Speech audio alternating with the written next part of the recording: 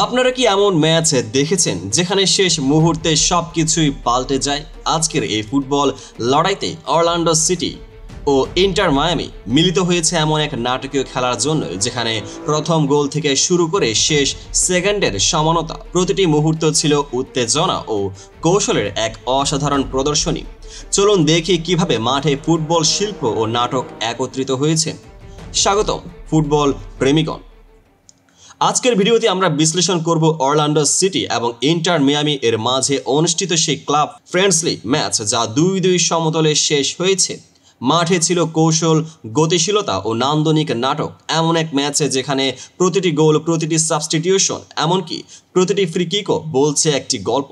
ম্যাচের প্রারম্ভেই উভয় দলের খেলোয়াড়রা যেন আগুনের মতো মাঠে ঢুকে পড়েছিলেন। 15তম মিনিটে অরল্যান্ডো সিটি এসসির ঝক্কাদার মুহূর্ত, যখন মার্টিন ওজেডা এর বাম ফুটের গোল খেলার প্রথম সূচনা করে। ঠিক সেই সঙ্গে ইন্টার মায়ামি দ্রুত পাল্টা মেরেছিল মাত্র 7 মিনিট পর তাদেও এলেন্দের দুর্দান্ত শট সমান করার মাধ্যমে। এ প্রাথমিক গোলগুলি ছিল ম্যাচের শুরুর টানা পোড়েনের সূচনা। খেলোয়াড়দের মেধা ও কৌশল ফুটে উঠেছিল পুরো খেলা জুড়ে। অরল্যান্ডো সিটি এর প্রতিপক্ষ ছিল দৃঢ়, কিন্তু তাদের আক্রমণে ছিল এক সূক্ষ্মতা যা ইন্টার মায়ামি এর চতুর আক্রমণকে চ্যালেঞ্জ করেছিল।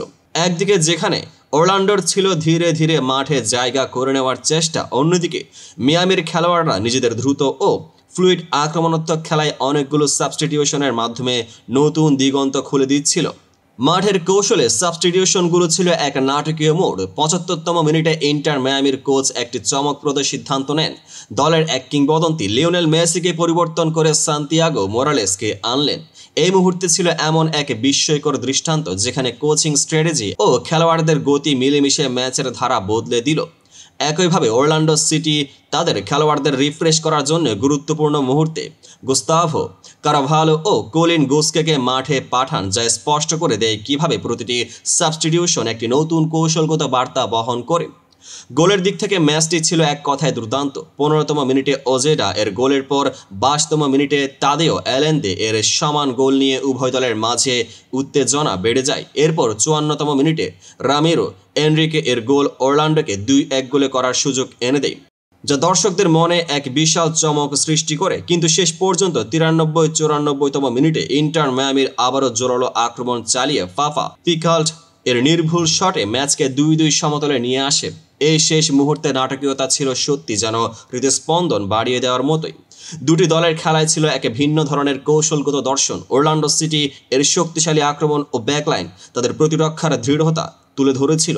অপরদিকে ইন্টার মায়ামির খেলা ছিল ফ্লুইড, গতিশীল ও দ্রুত পরিবর্তনশীল, যেখানে প্রতিটি সাবস্টিটিউশন ও আক্রমণ ছিল খেলার ধারা পাল্টানোর চাবিকাঠি।